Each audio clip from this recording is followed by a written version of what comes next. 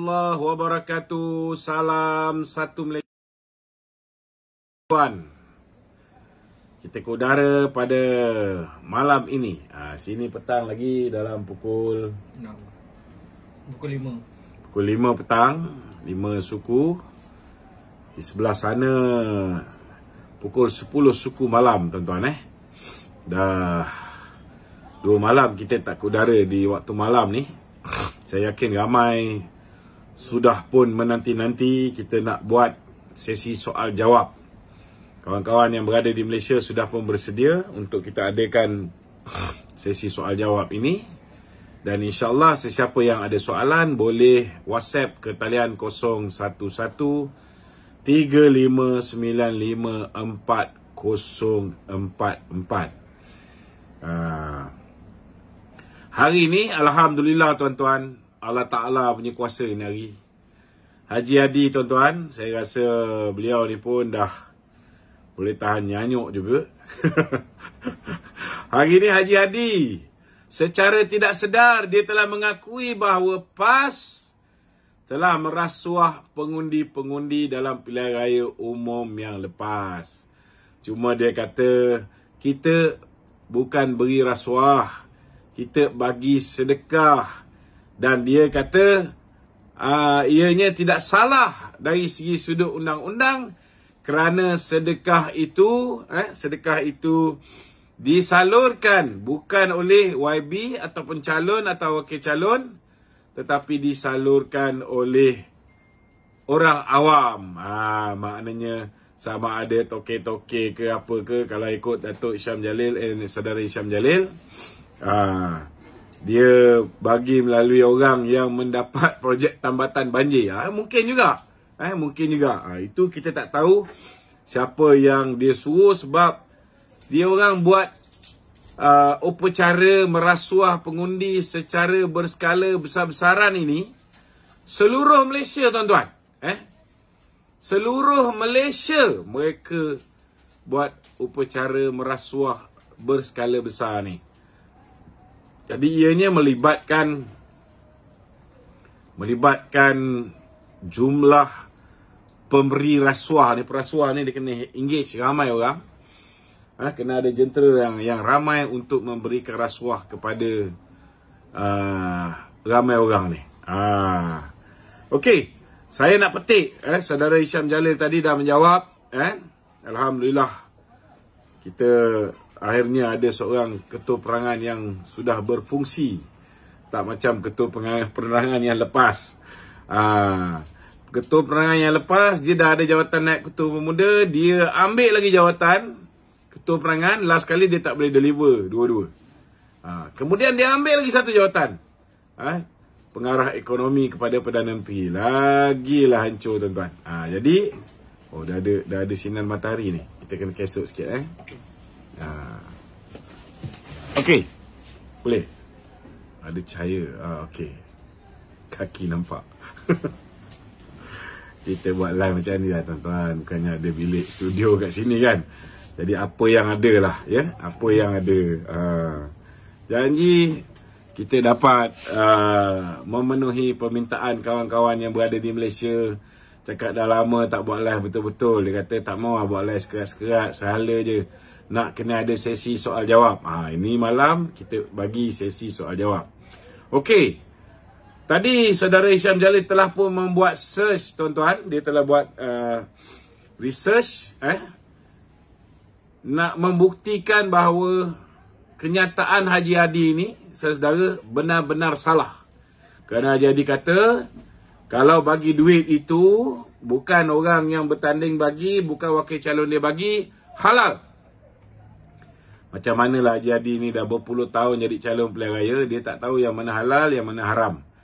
Itu sebabnya saudara, yang halal boleh diharamkan, yang haram boleh dihalalkan. Okey, mengikut saudara Hishamuddin tadi, mengikut Akta Kesalahan Pilihan Raya. Ni sebenarnya kita buka dulu Akta Suruhanjaya Pilihan Raya tahun 2009. Kalau mengikut Seksyen 3, suapan. Apa maksud suapan, tuan-tuan? Suapan ini termasuklah duit, wang, derma, ataupun alang. Alang ni saya pun tak faham apa benda alang ni. Okey. Pinjaman, bagi pinjam pun itu dikira suapan ataupun rasuah. Fee, ataupun consultation fee, ianya juga adalah rasuah. Hadiah, ianya juga adalah rasuah. Kalau tak ada duit, kita kerajaan ke, kita YB ke apa, kita cagarkan tanah kita. Cagaran tanah tu, saudara, dia dapat duit, itu juga boleh dikira sebagai rasuah, tuan-tuan. Itu juga boleh dikirakan sebagai rasuah. Kan? Sama ada mencagarkan harta yang berharga ke, mencagarkan kepentingan berkaitan dengan harta ke, itu semua, tuan-tuan, adalah rasuah mengikut Akta Suruhanjaya Pencegahan Rasuah tahun 2009. Okey. Ataupun apa-apa manfaat yang lain itu dianggap sebagai rasuah. Kalau ikut Akta Suruhanjaya Pilihan Raya tahun 1954, saudara, Seksyen 10, ianya mengatakan bahawa orang yang berikut hendaklah disifatkan bersalah atas kesalahan menyogok. Siapa dia? A. Tiap-tiap orang yang sebelum, semasa atau selepas sesuatu pilihan raya, secara langsung atau tidak langsung, dengan sendiri atau melalui mana-mana orang lain bagi pihaknya. Kalau ikut Haji Hadi ni, saudara, dia punya bengap dia tak boleh faham, tuan-tuan. Kalau dia bagi rasuah tu, dia suruh kontraktor-kontraktor dia yang bagi. Dia suruh jentera-jentera pilihan raya dia yang bagi. Contohnya lah, yang wallahi, saya bersumpah dengan nama Allah, saya akan undi PAS. Memanglah bukan YB yang buat, tapi orang lain. Itu pun salah, Haji Hadi. Takkanlah tu pun kau tak tahu. Secara langsung atau tidak langsung, dengan sendiri atau melalui mana-mana orang lain bagi pihaknya, memberikan, meminjamkan orang duit pun itu dikira rasuah juga. Atau bersetuju untuk memberikan atau meminjamkan, berjanji. Atau menawarkan, menjanjikan atau berusaha untuk mendapatkan apa-apa wang atau balasan bernilai. Tak kira lah dapat tanah ke apa benda ke, balasan bernilai. Kepada atau untuk mana-mana pemilih atau pengundi, atau kepada atau untuk mana-mana orang bagi pihak mana-mana pemilih atau pengundi. Maknanya, kalau tak bagi direct kat pengundi, bagi kat wakil pengundi pun tak boleh. Tak boleh, tuan-tuan. Bagi pada wakil pun, bagi mendorong mana-mana pemilih atau pengundi supaya mengundi. Bagi duit, bagi tawaran, bagi janji supaya mengundi. Tak boleh. Atau supaya tidak mengundi. Tak boleh. Macam mana Datuk Zahid kena? Dia orang hantar duit daripada KL, tuan-tuan, supaya orang UMNO ni tak keluar mengundi Datuk Zahid. Datuk Seri Muhammad Said pun kena benda yang sama. Dia orang bagi duit RM600, janji dia, walaupun pakai dana tu, ada dana pencen lah, dana apa ni, listari ke, dia berjanji tak keluar mengundi. Bila dia dapat imbuhan ini, sama ada wang ke, sama ada zakat ke, apa benda ke, tak boleh, tuan-tuan. Salah. Okey. Atau secara rasuah melakukan apa-apa perbuatan yang disebut terdahulu oleh sebab pemilih atau pengundi itu telah mengundi atau tidak mengundi dalam mana-mana pilihan raya. Jadi, bukan kita bagi, menawarkan, berjanji supaya orang tu undi kita pun tak boleh. Supaya orang tu tak pergi mengundi pihak lain pun tak boleh, tuan-tuan. Tuan Guru Haji Hadi, nama Tuan Guru sepatutnya dia mengajar orang lain benda yang betul, bukan mengajar orang lain benda yang tak betul, apatah lagi mendustakan yang benar dan membenarkan yang dusta. Inilah masalah Haji Hadi, tuan-tuan. Dia ingat dia pakai lebay, semua orang dengar cakap dia. Dia ingat dia pakai lebay, semua apa yang dia cakap semuanya betul. Seksyen 11 Akta Suruhanjaya Pencegahan Rasuah ini juga menyebut tiap-tiap orang yang bersalah atas sesuatu perbuatan rasuah dan boleh apabila disabitkan oleh sesuatu mahkamah seksyen mengenai hal tersebut dalam perenggan A dan B, dipenjarakan. Haji, hang dah mengaku ni. Hang dah mengaku dah jadi. Boleh dipenjarakan tidak melebihi 2 tahun penjara. 2 bulan pun dah tercabut lah lutut Haji Hadi ni. Apatah lagi kalau 2 tahun, tuan-tuan. Saya dah pernah dah lepas dah. Kali pertama kena SA 2 bulan. Itu khusus jangka pendek. Kemudian bila saya kena di kali kedua 2001 sampai 2003, 2 tahun 2 bulan. Dan dah merasa dah. Tapi masa tu dia tak bertongkat. Sihat lagi tubuh badan. Cuba bayangkan Haji Hadi hari ni dah mengaku dia gunakan orang tengah, orang awam katanya. Macam mana dia nak hadap 2 tahun penjara ni, tuan-tuan? Boleh dipenjarakan selama tempoh tidak melebihi 2 tahun dan didenda. Denda pun boleh. Nasib baik tak ada sebatan. Dan didenda tidak melebihi RM2,000. Nasib baiklah. Okey. Kesalahan di bawah perenggan A dan B ini, untuk makluman tuan-tuan, ialah kesalahan boleh tangkap. Maknanya bila-bila masa kalau kertas siasatan dah dibuka, kita minta supaya tangkapan dibuat. Boleh tangkap. Datuk Zahid dah merasa ditangkap. Datuk Najib dah merasa ditangkap. Bukan setakat ditangkap, disumbat pula di dalam lokap SPRM bawah tanah tu, tuan-tuan. Basement. Datuk Rosmah pun dah kena duduk dalam sana. Takkan Haji Hadi tak nak rasa. Kenalah adil, tuan-tuan. Hari ni, tuan-tuan, pihak SPRM dah dapat dah semua. Selepas tahan Adam Radlan ini, saudara, dah terbongkar dah semua. Penglibatan Muhyiddin, penglibatan anak dia, penglibatan menantu dia. Siapa nama menantu dia? Adlan Berhan. Tiga-tiga orang ni silap-silap saudara boleh ditangkap di lokap bersama ketika siasatan berlaku.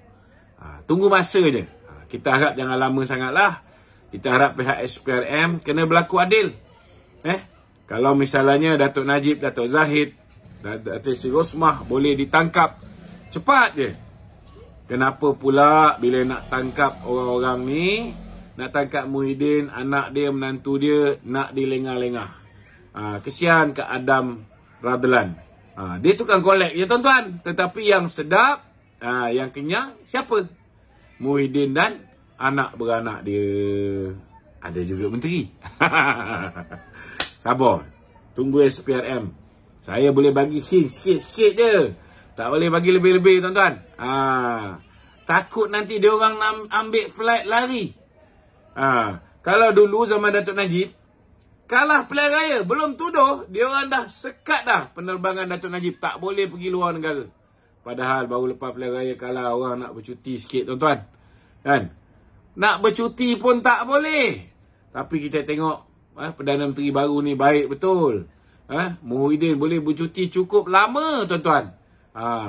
Sampai tak nak balik pun ada juga. Tapi sekarang ni bila dah ramai orang bising, dia balik. Alhamdulillah. Maknanya kira nak jantan jugalah Muhyiddin ni nak berhadapan dengan kes-kes mahkamah dia lepas ni. Kesalahan di bawah perenggan A dan B ialah kesalahan boleh tangkap mengikut pengertian kanon tata cara jenayah. Tuan-tuan, tertaluk kepada apa-apa peruntukan tertentu yang berlawanan dalam mana-mana undang-undang bertulis yang berhubung dengan mana-mana pilihan raya. Tiap-tiap orang yang disabitkan atas sesuatu perbuatan rasuah tidak boleh oleh sebab sabitan itu didaftarkan atau disenaraikan sebagai seorang pemilih atau mengundi dalam mana-mana pilihan raya atau dipilih dalam mana-mana pilihan raya. Dan jika pada tarikh itu dia telah pun dipilih dalam mana-mana pilihan raya, kerusinya hendaklah dikosongkan dari tarikh sabitan tersebut. Tuan-tuan faham tak makna dia ni? Kalaulah kita siasat Haji Hadi dengan rakan-rakan yang sewaktu dengannya, perasuah-perasuah ini, saudara, bila siasat didapati mereka ni memang bersalah. Bila didapati bersalah saja, tuan-tuan, bukan dia tak boleh jadi calon pilihan raya. Dia mengundi pun tak boleh. Dia tidak boleh memilih. Jadi pengundi pun tak boleh. Dan dipilih pun tak boleh, tuan-tuan. Dia tak boleh bertanding. Dia tak boleh menjadi pengundi. Dan status dia sebagai wakil rakyat terlucut. Kerusinya kosong. Nampak gayanya kita akan adakan pilihan raya di Marang. Marang Prapu, Marang Skateboard. Siap sedia lah ni. Dah nak dekat dah ni. Soalan-soalan daripada penanya soalan. Nasib baiklah yang pergi ni semua geng, tuan-tuan. Seorang penanya soalan saya ni yang pertama. Sini, kenalkan.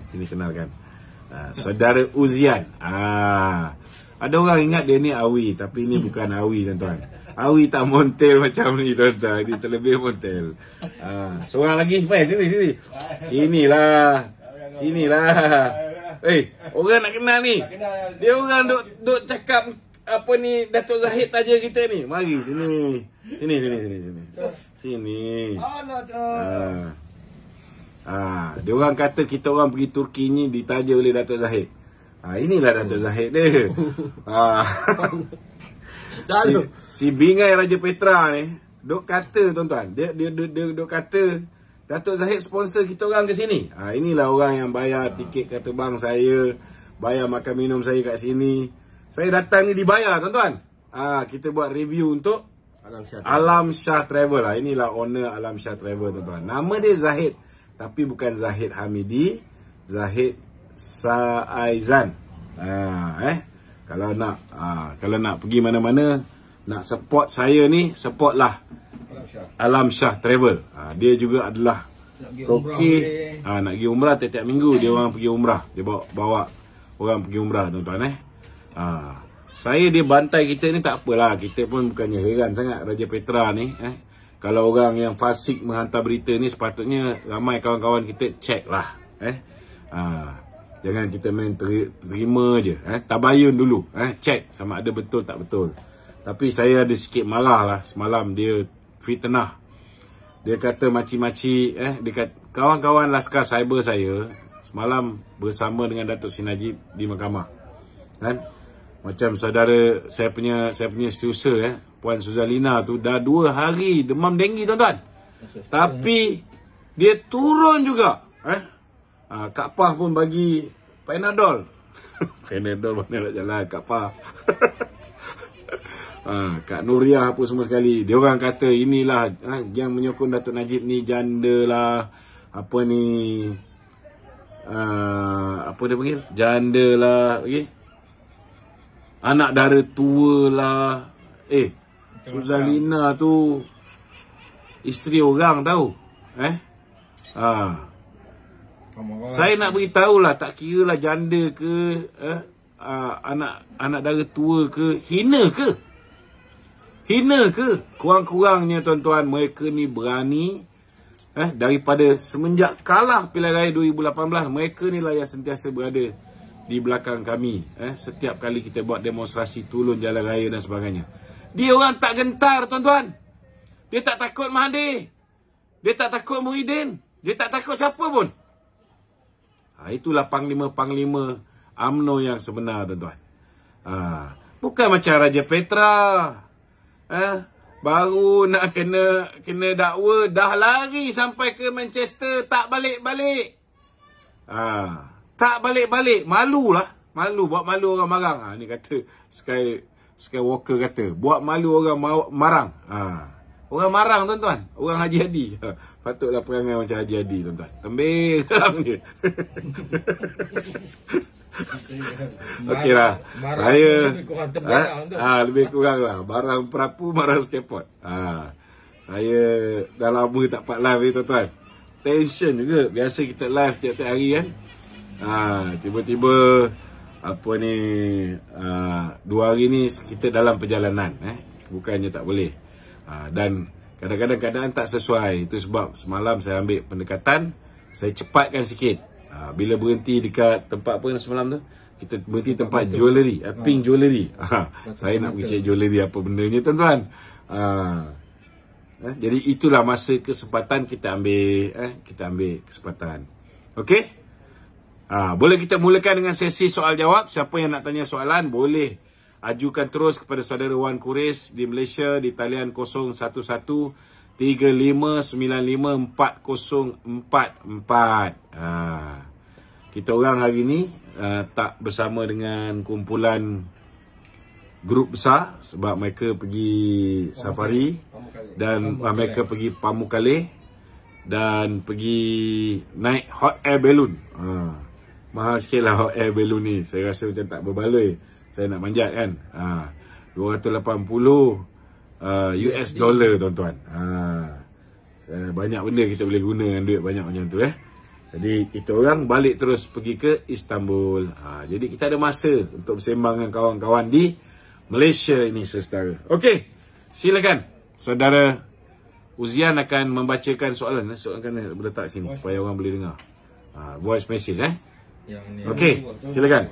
Berkenaan dengan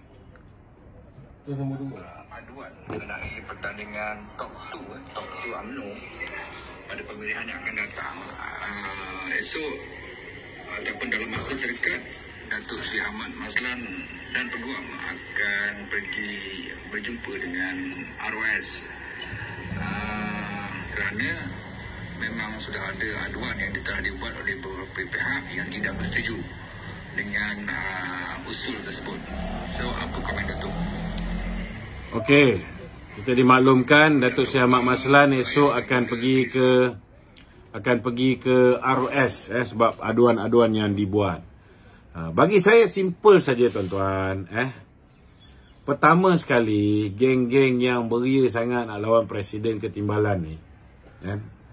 Kalaupun jawatan Presiden dan Timbalan tu sudah tidak dipertandingkan, saya nak beritahu, ni nak beritahu dua-dua belah pihak. Pihak yang dah menang tanpa bertanding pun jangan selesa. Sebabnya, tuan-tuan, kerusi Presiden dan Timbalan boleh pada bila-bila masa kosong. Ni ramai orang tak perasan. Jadi saya nak beritahu dengan puak-puak yang cuba menggambarkan lepas ni UMNO tak ada masa depan sebab kita dah matikan demokrasi dan sebagainya. Sebenarnya tak benar tuan-tuan. Tidak benar sama sekali. Walaupun Datuk Zahid dan Datuk Seri Muhammad Hassan sudah pun menang tanpa bertanding setelah perwakilan melalui proses demokrasi memberikan kepercayaan kepada Datuk Zahid dan Datuk Seri Ahmad Hassan sebagai Presiden dan Timbalan tanpa pertandingan, dan lebih 90% perwakilan Perhimpunan Agung 2020 mengundi untuk menyokong. Namun ramai tak tahu kalau selepas pemilihan naib-naib Presiden dan MKT, dalam mesyuarat MKT pertama, MKT buat undi tak percaya kepada Presiden dan Timbalan. Maka jawatan Presiden dan Timbalan ni, saudara, sama ada dia orang boleh pecat Presiden dengan Timbalan dan melantik salah seorang daripada naib memangku jawatan Presiden. Itu sebab saya nak beritahu, saya nak beritahu pada geng-geng yang kata demokrasi dah mati ni. Kalau engkau orang ni tak faham lagi bahawa Datuk Zahid dan Datuk Mak Hassan dipilih oleh perwakilan kerana mereka ni yakin dengan dua orang ni untuk memimpin UMNO, dan kalau engkau orang tak faham lagi bahawa perwakilan menolak Hishamuddin, menolak KJ, menolak Johari Gani, kan? Jadi korang kena buat macam ni lah. Sebab korang kata korang ni ada pengaruh kan. Suruh KJ ke, Johari Gani ke, Hishamuddin Tun Hussein ke, bertanding naik Presiden UMNO. Bertanding. Bertanding naik Presiden UMNO. Kita nak tengok boleh menang ke tak boleh menang. Dan MKT tu korang buat line up korang sendiri. Kita nak tengok line up korang ni boleh menang ke tak boleh menang ke, atau kalah satu papan. Kalau terror sangat lah. Kalau terror sangat. Kalau korang berjaya menang, tapi jangan risaulah. Macam Hishamuddin dengan KJ, dia diorang ni dah melakukan kesalahan disiplin. Bila-bila masa akan diambil tindakan. Tapi Johari Gani masih lagi berkelayakan. Setakat ni kita tak pernah dengar lagi dia ada langgar disiplin parti. Pandangan-pandangan dia yang tidak memihak pada presiden, itu hak demokrasi yang dia ada. Tak ada masalah. Jadi dia boleh bertanding jawatan naik presiden. Bila dia menang, pasukan dia 3-3 naik presiden menang. Lepas tu dia punya MT semua menang. Dia menguasai 2/3. Kalau 2/3 daripada Majlis Kerja Tertinggi UMNO memutuskan untuk buat undi tak percaya kepada presiden dan timbalan, maka jawatan presiden dan timbalan ini, tuan-tuan, akan bertukar, tergugur. Dan mereka boleh lantik Johari Gani menjadi pemangku presiden. Dia berkata, Johari Gani rasanya clean. Kalau nak tahu clean tak clean Johari Gani ni, tuan-tuan, tanya dengan bos KFC lama, Datuk Ishak. Dia bagi Johari Gani jadi proksi dia. Tanya dengan dia apa jadi dengan saham-saham yang diberikan pada Johari Gani. Tanya. Barulah tahu clean tak clean, tuan-tuan. Clean. Clean lah. Okey? Dan saya pun nak beritahu dengan sebelah pihak Datuk Zahid. Jangan disebabkan bos kita ni dah menang, kita ni lalai dan leka. Sebab musuh kita ni bukan setakat Johari Gani, bukan setakat Hishamuddin Tun Hussein, bukan setakat siapa nama? KJ ni. Dia orang ni dalam parti tak ada pengaruh. Bertanding naik presiden pun kalah. Bertanding presiden kalah. Bertanding, tak berani bertanding pun ada. Hishamuddin lari tak cukup tanah masuk gua. Ada juga. Dia orang ni tak bahaya, tuan-tuan. Tapi hantu raya 2 ekor yang kat luar ni yang bahaya sikit. Pertama, hantu raya yang tak mati-mati ni, Mahathir.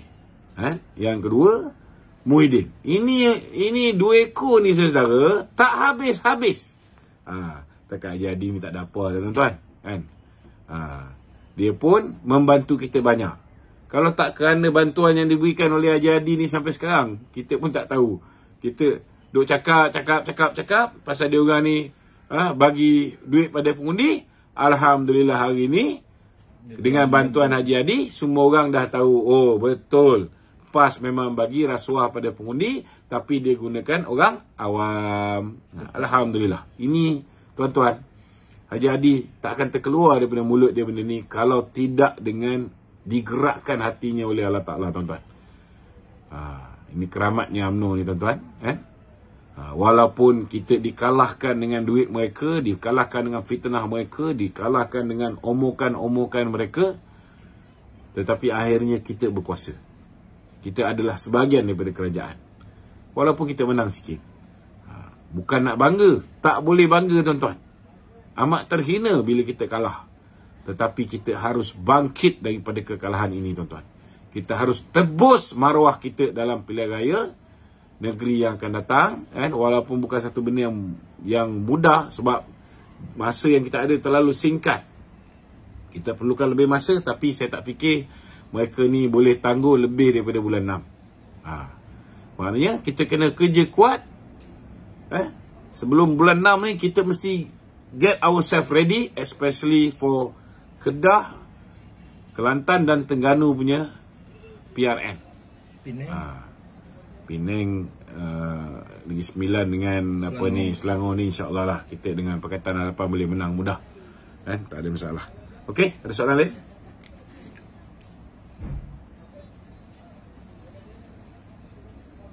Kejap kita pakai voice note.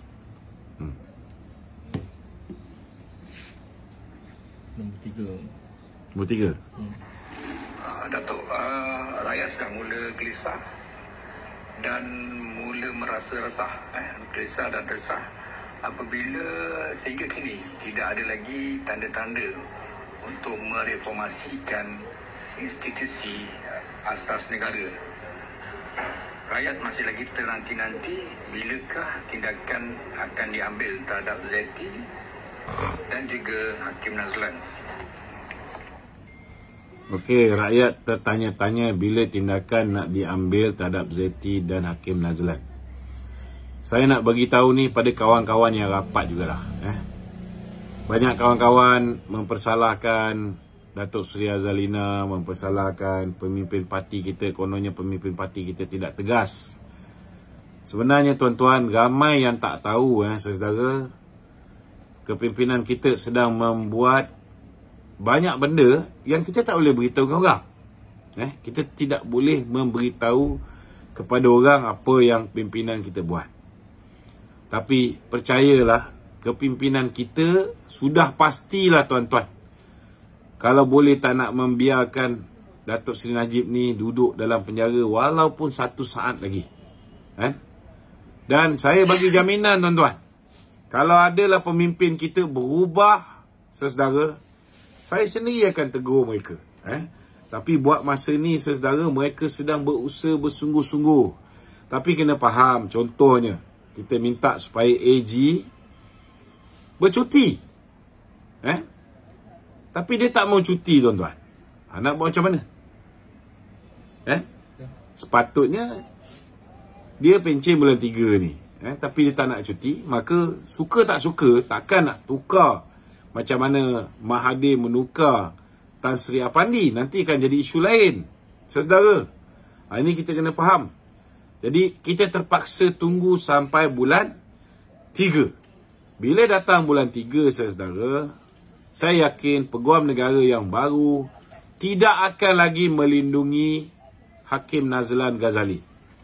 Dan bila Hakim Nazlan Ghazali didakwa je di mahkamah, tuan-tuan, percayalah, paling busuk pun Datuk Seri Najib wajib diberikan apa dipanggil bail out. Wajib diberikan jaminan untuk keluar penjara. Sementara menunggu, dia ada 2 benda boleh jadi. Sebab Hakim Nazlan ini terang-terang ada conflict of interest. Dia dicadangkan oleh pihak SPRM, didakwa di bawah Seksyen 220 Kanun Keseksaan kerana dia telah menghukum tidak bersandarkan Perlembagaan Persekutuan dan Undang-Undang Negara. Dia gagal untuk declare dia punya conflict of interest. Dia sebagai orang yang terlibat dalam penubuhan asasi internasional, dia tak beritahu benda tu. Sehingga akhirnya 4 kali SPRM tanya, dia tak jawab, SPRM tunjukkan bukti, baru dia mengaku, tuan-tuan. Baru dia mengaku. Sebelum tu dia 4 kali ditanya, dia tak mengaku. Ni nak kena faham. Dan saya haraplah Datuk Seri Anwar Ibrahim akan ambil peluang ini untuk jadi bapa keadilan Malaysia. Kenapa saya kata Anwar Ibrahim sepatutnya ambil peluang ini untuk menjadi bapa keadilan Malaysia? Sebab beliau juga mempunyai sejarah dianiaya oleh Tun Dr. Mahathir. Dan zaman Datuk Seri Najib Tun Razak juga, kita lihat Datuk Najib pernah ceritakan, dia dipanggil oleh Tun Dr. Mahathir ke Yayasan Perdana. Dia pernah beritahu saya sendiri, sampai-sampai Tan Sri Syafiee dah ada dekat dalam bilik Tun Dr. Mahathir.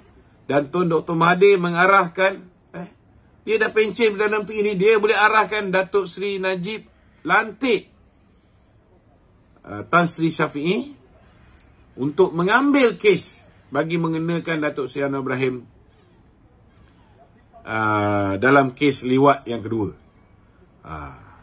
Tuan-tuan tahulah siapa lawan Mahathir ni. Memang nasib dia biasa memang malang lah. Macam Pak Lah kena. Kemudian mula-mula masa tu Najib ikut lagi kan.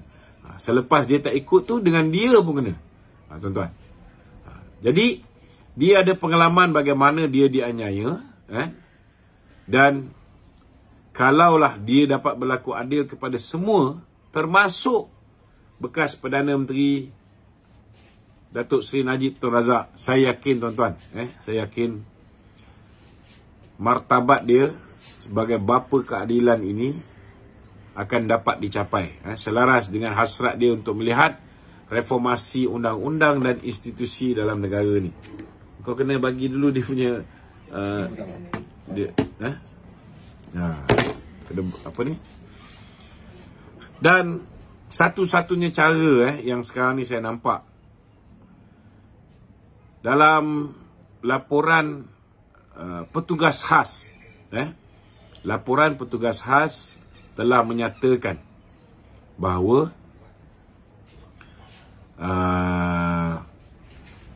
pelantikan Ketua Hakim Negara yang pertama, tuan-tuan, pelantikan Ketua Hakim Negara Tan Sri Richard Malanjun itu bukan daripada cadangan, daripada Suruhanjaya Pelantikan Kehakiman ataupun Judicial Appointment Commission, JAC. Bukan lantikan JAC. Ketua Hakim Mahkamah Besar Malaya juga bukan lantikan JAC. Maknanya apa? Ketua Hakim Mahkamah Besar Sabah Sarawak bukan lantikan JAC ketika itu. Maknanya pelantikan Richard Malanjun tidak sah. Pelantikan Ketua Hakim Mahkamah Besar Malaya ketika itu tidak sah. Maknanya Ketua Hakim Mahkamah Besar Malaya yang telah melantik Nazlan bagi menggantikan Hakim Saufi Razak yang dipilih oleh sistem mahkamah untuk mengadili kes Datuk Seri Najib, lepas minggu Hakim Mahkamah Besar Malaya itu telah menukarkan Nazlan ganti tempat dia.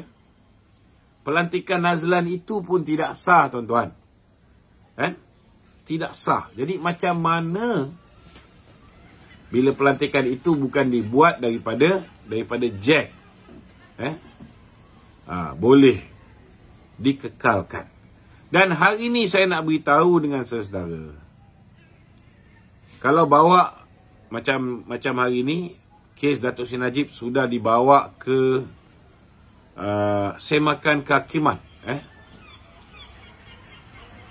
Hakim yang mengendalikan kes ini, tuan-tuan, sendiri bertanyakan macam mana Mahkamah Persekutuan boleh menolak permintaan Datuk Hisham Pokteh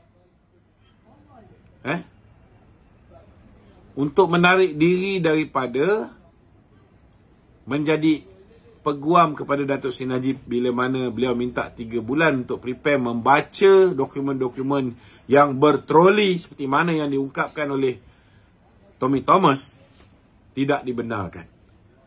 Sebabnya saudara, kalau daripada ini pun boleh menunjukkan bahawa Ketua Hakim Negara tidak berlaku adil kepada Datuk Seri Najib. Tuan-tuan. Dan tindakan dia itu very, bak kata orang tu, tidak profesional. Kerana ianya termaktub, tuan-tuan. Undang-undang ini ada. Undang-undang yang menyatakan bahawa seorang peguam berhak untuk menarik diri daripada mewakili anak guamnya. Tapi Tengku Maimun boleh kata tidak ada undang-undang. Macam mana seorang Ketua Hakim Negara tak mahir bab undang-undang ni, tuan-tuan? Jadi dalam erti kata lain, saudara, bab tidak profesional itu pun dia dah gagal. Dia tidak menguasai undang-undang negara ni. Tetapi yang paling penting sekali, saudara, pendedahan Tommy Thomas membuktikan bahawa Tengku Maimun, Ketua Hakim Negara hari ini, dilantik atas cadangan Tommy Thomas, bukan atas cadangan Judicial Appointment Commission ataupun JAC. Maknanya, pelantikan Tengku Maimun adalah tidak sah. Dan setiap pelantikan dan setiap kes yang dikendalikan oleh Tengku Maimun yang dilantik secara tidak sah, akhirnya boleh dibawa balik ke mahkamah untuk mendapat semakan semula, tuan-tuan. Kan ini menjahanamkan negara. Itu sebab saya minta Datuk Seri Anwar Ibrahim, kan, ambil peluang ini untuk jadi bapa keadilan negara. Dengan memberikan keadilan kepada semua pihak, termasuk bekas musuh politik dia, Datuk Seri Najib Tun Razak. Dia kena berlaku adil kepada semua. Baru makam dia ni Allah Ta'ala akan angkat lagi. Dan perkara yang paling penting untuk dia buat ialah batalkan semua pelantikan-pelantikan yang tidak mengikut perlembagaan ini, yang tidak dilantik atas cadangan Suruhanjaya Pelantikan Kehakiman. Sepatutnya bila Suruhanjaya Pelantikan Kehakiman mencadangkan nama Ketua Hakim Negara kepada Tun Dr. Mahathir, Tun Dr. Mahathir tak bersetuju, Tun Dr. Mahathir kena minta nama lain daripada JAC. Bukan minta daripada Tommy Thomas. Jadi tuan-tuan, semua jadi rosak. Dan semua boleh dihadapkan ke muka pengadilan balik bila pelantikan itu tidak sah, tuan-tuan. Jadi, kalau dah semua ni, lantikan pun lantikan daripada Tun Dr. Mahathir, musuh politik Datuk Seri Anwar Ibrahim juga, maka kalau betul lah Datuk Seri Anwar Ibrahim bersungguh soal nak melakukan apa yang dipanggil sebagai reformasi institusi dan undang-undang ini, perkara pertama ialah dengan membetulkan kaedah pelantikan daripada Ketua Hakim Negara, Ketua Hakim Mahkamah Besar Melaya, Ketua Hakim Mahkamah Besar Sabah Sarawak, Ketua Hakim-Hakim di Mahkamah Persekutuan, Hakim-Hakim di Mahkamah Rayuan, Hakim-Hakim di Mahkamah Tinggi. Ini semua kena melalui Suruhanjaya Pelantikan Kehakiman. We got to get back on track. Kena betul. Okey, ada lagi? Soalan lain?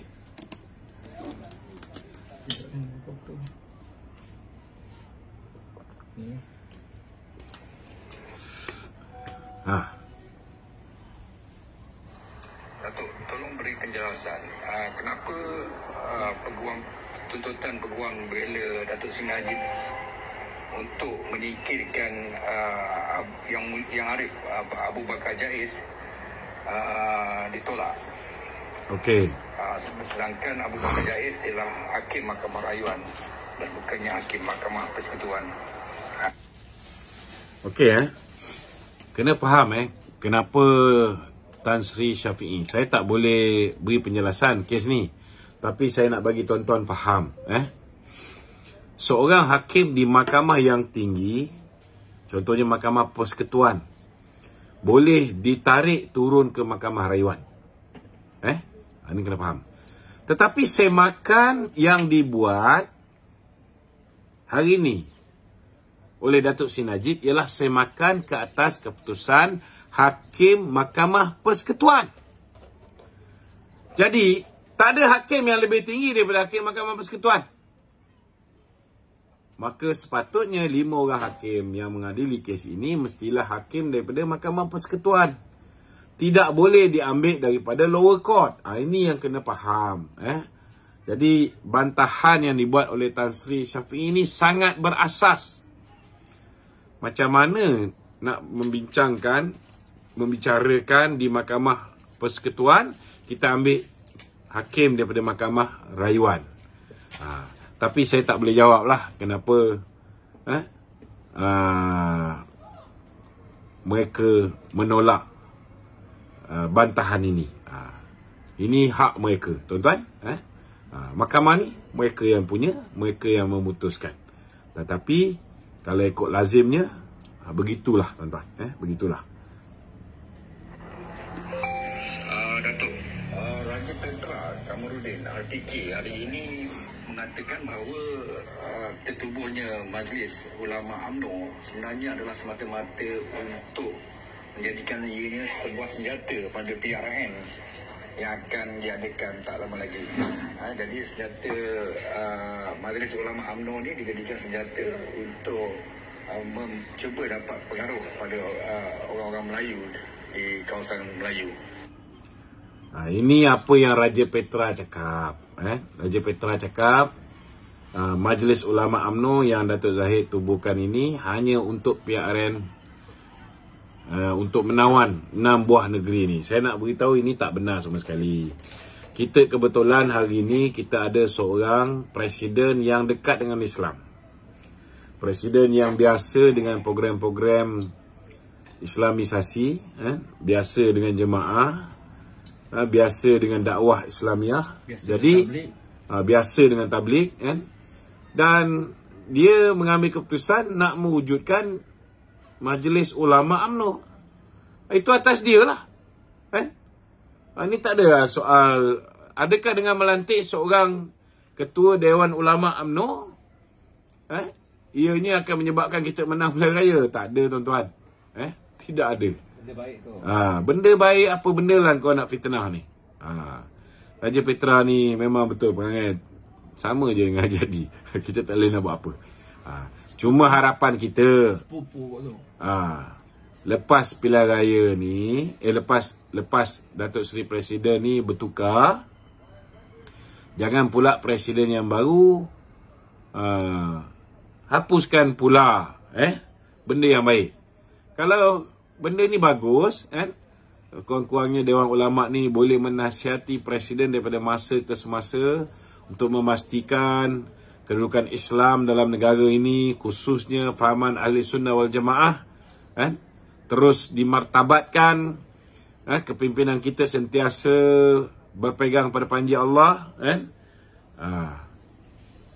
Jangan pula lepas ni tukar presiden, benda ni dihapuskan. Apatah lagi kalau KJ jadi presiden. Nauzubillah min zalik, tuan-tuan. Ya. Lepas tu dia buat Dewan Ulama semua ambil air silap-silap. Okey? Apa ianya ditolak? Datuk, kenapa lantikan hakim dalam kes semakan semula Datuk Seri Najib diteruskan, sedangkan RCI terhadap Tommy Thomas masih lagi sedang berjalan. Apa pandangan Datuk? Saya rasa RCI terhadap Tommy Thomas satu bab, tetapi semakan kehakiman terhadap kes Datuk Seri Najib satu bab yang lain. Kita jangan sebakulkan. Okey? Datuk, hari ini Aziz Jidin mendakwa bahawa kerajaan perpaduan yang dianggoti oleh PH dan Barisan Nasional UMNO mengatakan sedang berusaha untuk membunuh persepsi baik Perikatan Nasional sempena menjelang PRN yang bakal diadakan. Jadi Datuk, apakah benarnya adakah Perikatan Nasional ini mempunyai persepsi yang baik oleh masyarakat, lebih-lebih lagi orang Melayu? Apa pandangan Datuk? Saya rasa persepsi terhadap Perikatan Nasional ni, satu Malaysia dah tahu dah. Dia bukan hanya parti yang mengambil rasuah, parti yang menyalahgunakan kuasa untuk lockdown dan musnahkan kehidupan rakyat, ekonomi negara, ekonomi peniaga-peniaga, melumpuhkan ekonomi, membuat rakyat tertekan, kehilangan sumber pendapatan, sehingga kan ramai yang jatuh bankrupt, yang bunuh diri pun ada. Saya rasa dari segi perception Perikatan Nasional ni buruk, sangat buruk. Tapi disebabkan rakyat Malaysia ni, macam Mahathir cakap tu betul, Dia orang punya ingatan ni 100 hari je. Lepas 3 bulan, dia orang dah lupa dah apa yang dibuat oleh Muhyiddin. Bila bagi sogokan sikit je, habis. Semua pergi mengundi Perikatan Nasional. Jadi kita harap kerja nak mengingatkan rakyat siapa tu Perikatan Nasional ni tak boleh terhenti sekerat jalan. Ianya perlu berterusan. Saya okey, ada lagi tu satu soalan lagi. Hari ini Menteri Ekonomi mengatakan bahawa ada soalan lagi tak? Tanya Wan. Bekalan makanan asas serta harga makanan bekalan asas sudah menampakkan satu pergerakan yang positif, di mana bekalan-bekalan tersebut sudah pun mencukupi dan harga sudah pun mula turun. Tetapi banyak juga pengusaha-pengusaha restoran yang menjual makanan bermasak masih lagi tidak menurunkan harga. Beliau menyarankan agar rakyat boikot restoran-restoran yang menjual makanan tanpa menurunkan harga, sebab barangan asas sudah turun harga, sepatutnya makanan bermasak pun sepatutnya sudah turun harga. Adakah tindakan memboikot itu lebih baik daripada tindakan menggantung lesen pengusaha-pengusaha permis makanan? Apa pendapat Datuk?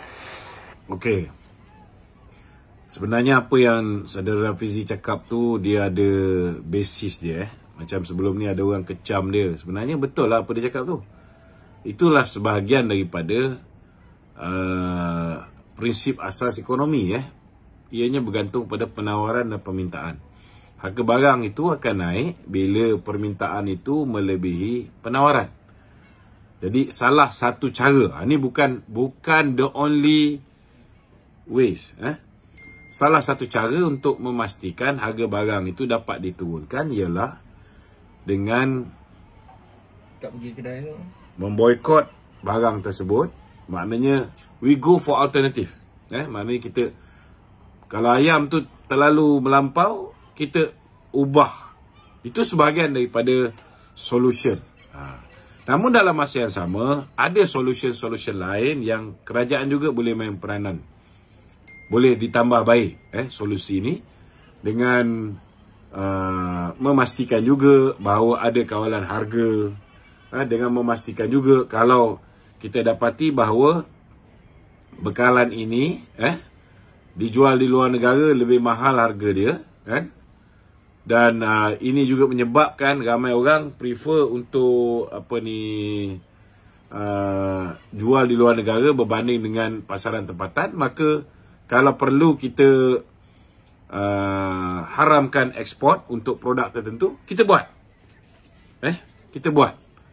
Dan ini pernah dilakukan zaman Datuk Seri Ismail Sabri. Yang ini saya pujilah, Datuk Seri Ismail Sabri telah melakukan benda yang betul. Bila masa tu telur ayam tak silap telur ayam. Bila tak dibenarkan untuk pergi ke luar negara, last kali ada banyak stok telur tempatan. Ini salah satu cara dia lah. Dan ada kaedah-kaedah lain juga, di mana kita juga, contoh macam telur ayam, kita boleh menggalakkan lebih ramai pengusaha mengimport barang-barang ini daripada negara yang murah. Contohnya telur ayam, kalau kita pergi ke Thailand, mungkin lebih mahal daripada Malaysia. Tapi kalau kita ambil daripada Vietnam, 30 sen. So, lebih murah daripada Malaysia. So, itu akan dapat solve lebih banyak masalah.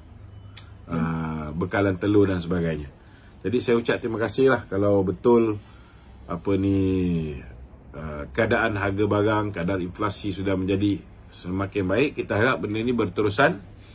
Dan kita harap kerajaan tidak berhenti daripada mencari solution-solution, sama ada daripada dalam negara, luar negara. Setiap kali lawatan yang dibuat, Tengku Zafrul pun banyak pergi ke luar negara untuk mencari peluang-peluang perniagaan. Dalam masa yang sama juga, mungkin boleh cari peluang untuk kita mendapat bekalan-bekalan makanan dengan harga yang lebih murah, yang lebih kompetitif, dan supaya kita dapat terhindar daripada masalah bekalan makanan dan inflasi. Itu penting. Okey, ada lagi?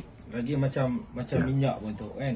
Masa PKP tu kan, minyak harga dia murah sebab penggunaan kurang. Jadi kita kena buat macam tu lah dia punya formula tu. Makna betul lah. Itulah cara dia. Betul, memang betul lah. Memanglah ketika PKP, bukan satu Malaysia je yang buat PKP ni. Satu dunia buat PKP. Bila satu dunia buat PKP, memanglah kita boleh turunkan harga minyak. Sebab permintaan terhadap minyak itu berkurangan. Orang tak keluar kerja, orang duduk di rumah, tak ada orang beli minyak.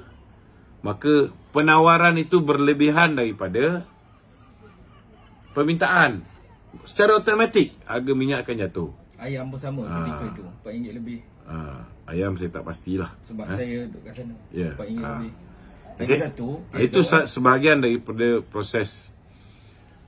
Itu memang hakikat lah, ekonomi memang begitu. Tapi macam mana pun kita rakyat Malaysia ni kena ni lah kan. Sebabnya minyak dekat tempat kita RM2 lebih. Tak tahu kat Turki apa dia. Kira duit Malaysia. Berapa kali ganda? RM9. RM9 1 liter. Dekat sini tuan-tuan, harga minyak 1 liter RM9. Dia 23 lira. 23 lira. 23 lira Dan dia orang nak ubahkan kereta tu pun bertolak. Cuba tengok. Jom kita pasti kita tengok. Kalau dia orang beratur ni tuan-tuan, dia orang tak start enjin tuan-tuan. Dia orang tolak kereta itu perlahan-lahan. Aircon pun tak buka. Kita naik taksi pun dia orang tak buka aircon. Tapi nasib baiklah cuaca dia orang ni sejuk kan. Jadi tak terasa sangatlah. Okey, ada soalan-soalan lain? Ada lagi? Malaysia ada soalan lain? Tu kenapa Mahathir dengan si Tumpuk ni tidak mengutuk Perdana Menteri yang ke-10 ni. Dia cuma mengutuk Datuk Zahid je. Sebab dia tahu bahawa kalau dia kutuk Datuk Zahid jatuh, dia boleh jatuhkan Anwar Ibrahim. Tetapi kalau dia kutuk Anwar Ibrahim direct, lagi cepatlah dia ke dalam. Sudah pastilah orang yang buat salah ni tuan-tuan, saudara, dia lagi tahu apa kesalahan yang dia dah buat. Saya rasa cukuplah untuk malam ni. Saya pun nak sembahyang ni kan. Nanti kita sambung lagi esok hari. Doakan semoga kita boleh live pada waktunya, insya-Allah. Assalamualaikum warahmatullahi wabarakatuh.